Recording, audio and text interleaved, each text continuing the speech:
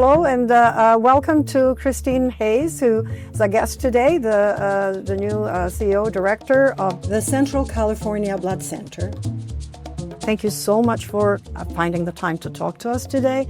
And my name is Vera Mijojlic. I am the founder and director of the Southeast European Film Festival in Los Angeles. And we're here for the ONOR Foundation podcast. And we're talking to several women in the community that would like to learn from you and hear a little bit about your experiences and your thoughts about, moving forward.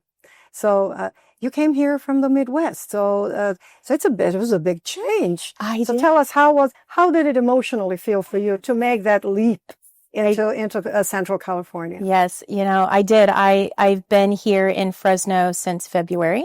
So I'm brand new. I'm brand new to not just Central California Blood Center. I'm new to Fresno, and I'm new to California. So all of that combined, lots of changes. But I would tell you, coming from the Midwest, so I'm from Iowa, the feeling between that Midwest culture and the culture here in Fresno with that agriculture background is so similar. So my transition has been very easy. I don't want to make light of anybody. I don't want to make light of that because certainly lots of life changes, but the community, the people, the team that I have here at the Blood Center has been just fantastic. So I have nothing but great things to say about the transition. Well, it's good to hear, but you're fresh here, so we can hear a lot more about I was surprised by this or that. So we'll get into that. But first about the job. Of all the important things, this one is really critical. This place needs to function. It cannot not function. So what kind of a team or the departments you have who ensure that this critical blood supply remains always available 24/7? It's such a great question because actually not just here in Central Valley or Fresno, but across the country, people don't think about the blood supply. You only think about blood being needed when you're in a situation where you need it, whether it's yourself, a family member, a loved one that's in that situation. So our first hurdle everywhere is reminding people about the critical importance of having a blood supply. And that in itself is a hard job to do. This organization, I think people would be surprised to know we collect, so that is important. But for us, as we think about a blood product that is a drug product, in order to receive a blood transfusion, it has to be prescribed by a physician. So the standards that we have to work with every single day are important to the safety of the blood supply. Anyone receiving a blood transfusion should feel very confident in the work that we're doing because we are handling that blood product like a pharmaceutical product. So the more we can get out in the community and find advocates that will host and organize blood drives for us means we have a more robust donor population, which means we have a much stronger blood supply. But you were on your previous job in the Midwest. You were on that job for 22 years. Yeah. And you served a vast area in the Midwest. And I think about 190 hospitals. Yes. So what lessons from that job did you bring here? And what kind of a situation did you find on the ground in Fresno that you say, okay, I can really, not everything is transferable. We know that. But there are probably some things that you say, well, I could possibly try and do what worked over there and see how it works here. So anything like that happened, although you've been here for still a very short time? All of that has happened. Yes. I would tell you my experience at a previous blood center, the work that we do in this industry, regardless of what part of the country you're in, it's all the same, meaning we all follow the same rules and requirements from the FDA. The process is very similar. How each organization, the nuances that you put to that work is different. So my experience at my previous blood center was it actually helped really set me up for success in this organization. That blood center was much larger. We covered states of Iowa, Nebraska, South Dakota. But that, I would say the complexity that I had at my other position, more employees, a much larger organization, really helped me think about how would I take an organization of this size and make us more efficient, have our practices just polished up a little bit. And that's what I found here on the ground. This organization has done some amazing work here in Central Valley. Lives are saved every single day by the work that our team members are doing. The value I hope I can bring them is giving them broader access to tools, strengthening our infrastructure, bringing new technology here that we might not have been able to take advantage of in Central Valley. And I've seen some great changes in the 5 months that I've been here. Not quite 5 months, but I feel like our team is engaged. They want to have a stronger blood supply. The challenge we have is we don't collect enough blood today to serve our... It's always hard. There's a shortage. It's hard. So we have to find partners at other blood centers to help us. And that's not the spirit of Central Valley. I've learned that. Much like the Midwest, we need to ensure that we can take care of this community. And I have no doubt that we will be growing and doing that in the next coming months and years. So do you see already some plans or some secret ideas that you have for how to grow? Growth by itself is not, like always the ultimate result that you want, just grow for the growth's sake. But, the growth, in what areas do you see that this would be best, that this particular blood bank would be best served? It's going to free up time and attention that we can place to other things. So that in itself is a leap forward here. The second part, too, I believe what you will see us do is invest in technology that helps us be more efficient with our blood donors' times and the time that they're spending with us, and helps us be more efficient in having a strong blood supply. So whether that's different types of technology that we're adopting for the actual collection process, we're going to see some changes and benefits with that. Our team is excited to kind of bolt forward, if you will, in adopting technology, and it's really exciting to see the changes that are happening right now. Everybody's talking about AI, automation, we won't need people, and so on. I don't think, a little that I know about this type of work, that was quite possible for any medical field. Yes. So where is the happy medium between technology, automation, and then people power? Yes, people power, we will always have it. The work that we are doing is relying on that personal connection. I even want to go beyond basic customer service, because a donor is allowing us to do this very intimate collection process. We're putting a sharp needle in their arm. We have to develop a rapport, and that's way beyond selling you something, right? There is a connection there. So we can never discount that, and that is a part of the work that we do. I think where we will see AI and technology help us is more on that recruitment and the marketing side. Today's world, social media is a whole different realm of connectivity, and we are competing with every other organization trying to put a message out. So how do we leverage that type of service in addition to the face-to-face communication that we need to do? That's a balance that we have to learn. I think, and this is a national statistic. It's not new to Central Valley, and it's normal across the country. But the number one reason people do not donate blood is because nobody personally asked them. So while advocates, while we can think that social media or email or texting is an answer, that's just a tool that we can kind of cut through the noise. What really moves the mark is us being out in the community, talking to people and asking them to roll up their sleeve and save a life. It's really hard for people to not think about doing that goodwill. Like, why wouldn't you? Oh, I didn't know I could save that person's life. Yeah. Sure, I will do it now. Right. Thank you for telling me. We have to master that part. Now, going back to something else, you did formidable fundraising in your previous job. You raised $50 million. That is, I'm sure you did more in many other aspects, probably in kind as well. So you really achieved something that's very, very difficult to do. In addition to your regular job, you did this. Do you see yourself going out there into this community? Are you thinking into the future to do something similar to really rally the community around your vision? And where would you put the money best? Generation of those funds really came from the day-to-day efforts of blood collection and the work that we're doing and expanding our services to different hospitals.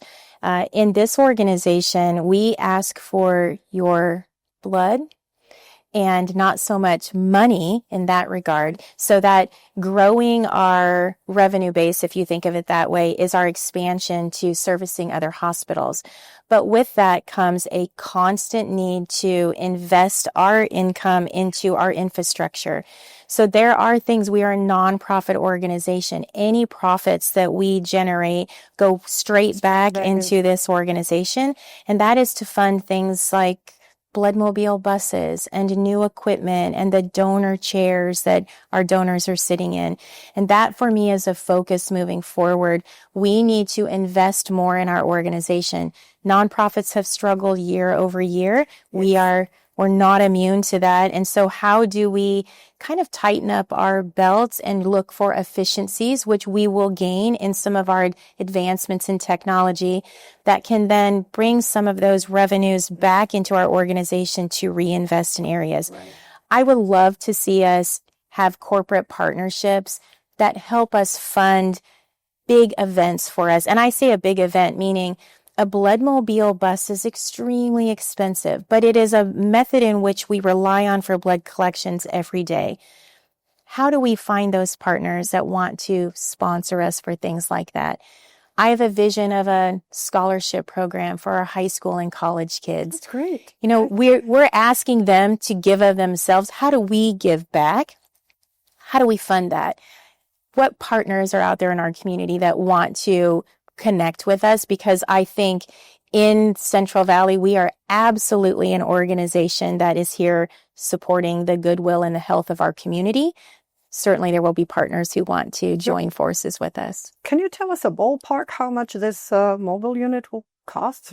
Especially here in California. So one thing I have learned in my transition from the Midwest to California, things are a little bit more expensive here in California. So I think that's not new to anybody. I can't dispute that, no. Sometimes I have a few of these jaw-dropping moments where I scratch my head. Really? Really. But I would tell you, a bloodmobile bus today, they're very specialized in how they're built. The temperature, especially in a warm climate like we're in, the generators that we need to keep the bloodmobile a constant temperature, anywhere between $500,000 and $600,000 is an investment in a vehicle. And unfortunately, or fortunately, there's two ways to look at this. This organization has done a very nice job of taking great care of our fleet of vehicles. With that said, we've taken such great care of them. They've lasted for so long that they are at the end of their life, and we need a plan to refresh our fleet of vehicles. And so that is something we have to figure out. How do we prioritize that with all of the other technology we're also trying to bring in that will help us increase our donor base? How did a person like you, a woman like you, get into this field? You know, was there a defining moment, something that, was it a fluke? Was it a wish? Was it an epiphany? What was it really that drove you to the field and then made you stay? And obviously you love your job. You are passionate about it. So, tell us a little bit about that background story. Kind of a fluke, kind of an epiphany, all of what you said kind of all happened at the same time. When I first graduated college, I always had kind of an affinity for the medical community. But I didn't want to be a doctor. I didn't want to be a nurse. I didn't quite know what that connection was. So my first job out of college, fresh college graduate, was insurance medical sales. Oh. And you might be like, it's not that exciting, to be honest with you. I mean, insurance is the thing. Yeah. So no offense to any of our folks in insurance, right? but not the most exciting area to be in. And medical insurance sales, I worked on the side of if individuals are getting life insurance or disability insurance, Right. they send a medical professional to your home to do an evaluation. So I kind of got my interest in the medical side and sales connected together. And then in just a strange connection, there was an opportunity at the local blood center in my community. Now, my only experience through blood donation was when I was a high school student. My high school had a blood drive. Oh, there you go. I was a blood donor. But much like what happens here, I donated blood in high school and I didn't do it again. Because guess what? I went to college. Nobody was asking me. Yeah, nobody was asking. Yeah, it's so important that all it takes is to ask. No, nobody asked me. So it wasn't a thing. So I happened upon this and I thought, oh, this seems like it might be kind of fun. So kind of a fluke in terms of I didn't really think I'm going to work at a blood center. Like that was never a career path that I chose. But when I came into the industry and I worked in that, what I think of as the forward-facing side of the blood banking industry, which is out in the community, talking to people about why blood donation is important, working with businesses and churches and organizations to host blood drives. I really kind of got that connection about a mission. I see. Like, gosh, I can do my job and have a career. But at the end of the day, I'm like saving lives. How cool is that? Yeah. So once you do that for a while, it becomes a lot challenging to think about any other career. Yeah, it's like a calling. It is like, how would I go work anywhere else where it's like, oh, I'm making a widget. Like, this is fun. But at the end of the day, there's not a child, a grandparent. There's nobody at the other end of that that's cancer patient. So yeah, it's a calling. It really is a calling. Like it is for the doctors, I guess. At least we hope it is. For most of them. So one of the things that ONOR Foundation is trying to impart to young women is about empowerment that you have experienced and something that you can, pass on. So where do you find this inspiration to gain your own power, so to speak, but that, human power that is your strength, like a calling, where does it come from your family? Did you have role models, around you or friends or teachers? Yes. Where was the source? So my mother was always a professional in business. So I grew up watching her be a leader. She in her career, she had risen to the top of where she could be leading people. So for me, that was kind of like a normal thing. Like, don't all mothers do that? And not everybody did. I quickly learned that. Yeah. So that was very normal to me that I would kind of follow in that same footsteps. In the blood banking industry, it's pretty common that most of our employee base are females because usually in healthcare, the nursing groups are more female driven. Yes. But in the leadership roles in blood centers, they are primarily male. So early in my career, I was fortunate to have mentors in the industry that were females that were moving into leadership roles. And I quickly decided that I feel like this is a path that I want to go. So I think for me, what I have learned early on, which I hope our younger generation learns, is that finding a mentor or many of them that you can align, that you have a similar philosophical background in leadership, or even if you don't, like, how do they progress in their career? And I have had some really fantastic female leaders, and I've had some fantastic male colleagues that I think have really shaped kind of my leadership style as I've progressed. Well, thank you for mentioning that. I do believe mentorship is a wonderful thing and also something that we can do to others. So are you finding any time, because this is a demanding job for you? I know it's early still in Fresno, but are you considering maybe down the road that you could also be in a mentor role for some younger women? I would love that. I feel like my role here especially, we have a lot of emerging leaders that are new to blood banking. And so I feel strongly that I should educate them. And I also think if I look at my progression of leadership over my career, I learned it through the education part. Just somebody sitting down and telling me what I don't know in a manner that I can learn it and comprehend it. And then how do I expand it? And to me, that has been probably the best advice I'd ever gotten is there's just no question that's too crazy to ask. And there have been many times in this industry, we have very specialized types of positions. We have a laboratory here that does all of our testing to ensure the safety of our blood products. Sure. I didn't learn that specialty in my career, but what I did learn is to go to that area and stand side by side and say, what are you doing? Explain it to me so I can understand it. And I find that we just don't take time to learn like that anymore. So if I can mentor our emerging leaders today, and how do you do that? I think that will not only make this organization stronger, but as I think about the next level of leaders sitting behind my desk, how have I helped them get there? Male or female, right? It wouldn't matter. So how do you handle stress? Oh gosh. I always kind of giggle at this because I could give you an answer. Like I'm up at doing yoga every morning and I would love to tell you I am that regimented in it. I'm not. I'm not either. Sometimes I do, but no, I confess. So that's okay. I have aspirations. Yeah. Trust me. I know. Oh, talk about aspirations. Yes, I have all of that. You're new here, but how would your team, because you spent 22 years in the Midwest, can you tell us one word in which they would describe you? What do you think how they would describe you in one word? Oh, in one word. I think they would, I'm going to say engaging.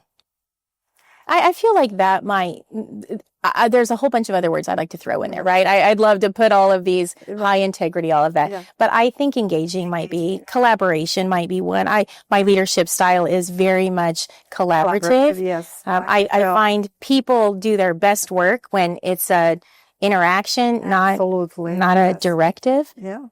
So since you're an avid traveler, any city that inspired you, any city that surprised you, that you did not, I say, oh my, this is like much better, or maybe it's no, but yes. We'll go for the inspiring ones. The inspiring, probably my favorite place is Costa Rica. So I've been there multiple times. I love every part of that area, that country. I absolutely love Thailand. Going back in March, actually. So I love Thailand. I had two of my three daughters studied abroad in college, one in Barcelona and one in Florence, Italy. So I would tell you I love both of those places. It's kind of hard for me to pick a favorite. I'm more of I could see myself in the future, my husband and I, spending a month in any of these locations. There's so many places to see and things to do. But it's interesting that I keep coming across Italy in my conversations here in Fresno. So I have to, pass it on to others and say, people in Fresno really like Italy, so there's something about it, it's a great kind, very warm place, no matter what. It's really but there are young women on your staff and we've met some when we came here. Yeah. And how do you see them, because they are struggling with a different world than what we had experienced. I know for my own children, right, when we go on vacations together, and they're older now, they're I can't really tell them what to do. They're young adults now, but when we travel abroad, we turn our phones on. We don't do data, and people are like, "What do you mean?" You just get data when you get to a place that has Wi-Fi, and then you do it. But the level of the connectedness that you receive when you take that away makes such a big difference. Oh, well, it's we talked about social media yesterday as well with, because great as it may be in certain, aspects, it can also be a real problem for us. And so to what degree do you think that the current environment, we are aware that, of course, that in our communities, especially urban communities, there's the drug abuse, there's a lot of different ills that affect the society. To what degree it affects your work, specifically this type of work, because you have to, have really rigorous quality control, of course, as we talked, early on. How do you empower yourself to deal with these, increasing challenges, that just, grow every day? There's a new one. It is absolutely a different way we have to look at everything. Here in our organization, we utilize social media every day to push out our messages and to connect with our donors. So I think the piece I have to keep in my mind is I'm not sure the world has changed that much, or what we're seeing of the world is different. So I like to remind everybody that everything we are seeing, and some of it is now we've learned there's algorithms behind everything, and what you're seeing for news, I don't know, it's hard to distinguish between what's true and what's not true. But the more you can kind of put that aside and talk to people, back to that connection, I think that is how we need to move forward, especially in our world. We are reliant upon the goodwill and generosity of a person giving blood. And the more we can do that face to face, the better we will be. But we have to police ourselves and not get caught up in all of the news and the stories and the social media that paint the world in a much worse case. Because when I talk to my neighbors, I'm not worried about what's on the news. I'm talking to them as a person. Yes. And I think we've kind of forgotten that. And how do we do that with our new generation of whether it's the next leader or our employee base? How do we do that? I'm not sure I have those answers. I don't know if anyone has them yet. Yeah, but you're a good communicator. I can tell that, you have your passion comes through. So I'm sure that you will inspire a lot of young women, people here, and men. Yes.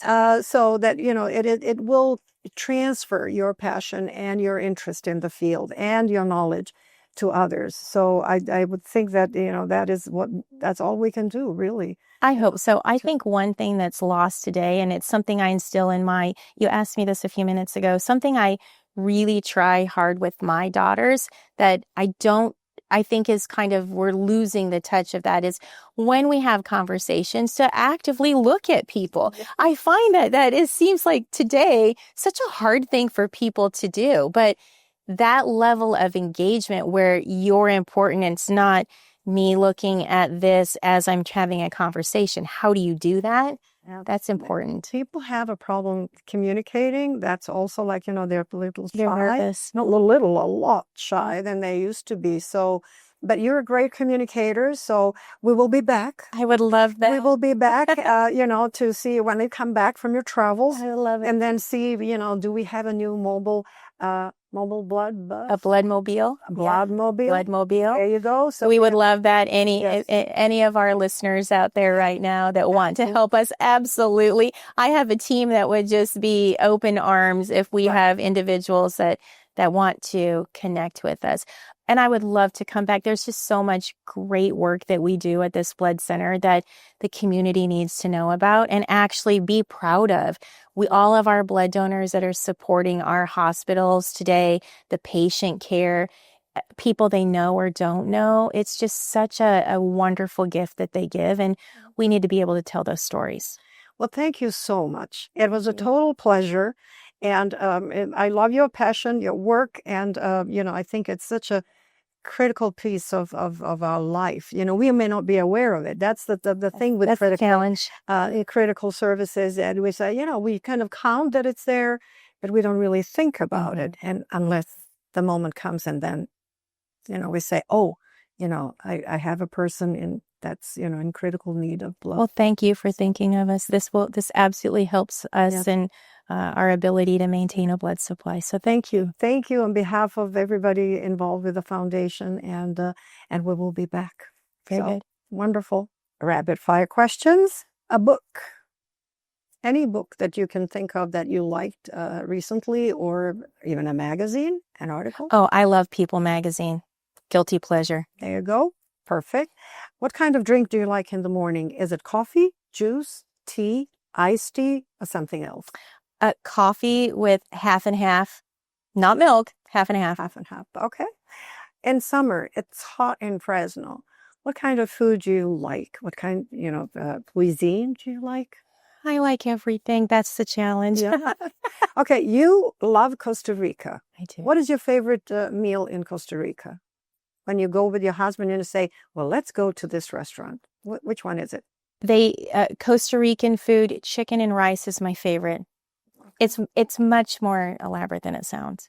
Okay, so it's good. So we should Very go. And, delicious. Yes, so we Delicious. will get tips from you when we go. Okay, so let's see. Other than walking and what other activity really relaxes you? Is it maybe going to a hairdresser, Oh, really relaxes me. makeup, massage, nail salon? To golf. I love to golf. My passion for Oh, golfing. there you go. My passion for golfing is way better than my skill set, but love to golf. So golfing is okay. Excellent. I love pickleball too. I'm learning here. That's the thing. So well, there you go. It's also surprise things. And let's see. Do you play cards? I love to play cards. I just learned to play mahjong. I love to play dominoes. Oh, I know, a woman of surprising. many talents. A woman of many. My mahjong skill's not very good. Just Okay, learning. Okay. What's your favorite color? Blue. There we, you We're see, fit together. great minds think alike. There it is. Favorite season? Christmas. It's the absolute happiest time of the year. So I have a difficult question now. If it's Christmas, how do you plan to do your Christmas in Fresno in very warm weather, shall we say? Well, because I love it so much, I will have Christmas in California and Christmas in Iowa. I will have so many Christmas trees I won't know what to do with. I start my decorating in November. I am that person. First week of November, all of my decorations go up. It's just the joyful season, and I need to experience it for weeks on end. Okay, we're coming. Please do. So so just expect some extra guests. We would love to see that. I need to have a little bit of warm Christmas and some colder, so I will figure out how to combine those together this year. Thank you. This is wonderful. So thank you so much. And, it's really a pleasure. And I hope that we can do more, as we have heard from the audience here in the back, maybe some scholarship Would things love in the that. works. So we'll talk about that some more. Fantastic. So thank you. It was a pleasure, really. And good luck with everything that you do here. It's a wonderful job. I appreciate that. Thank you. So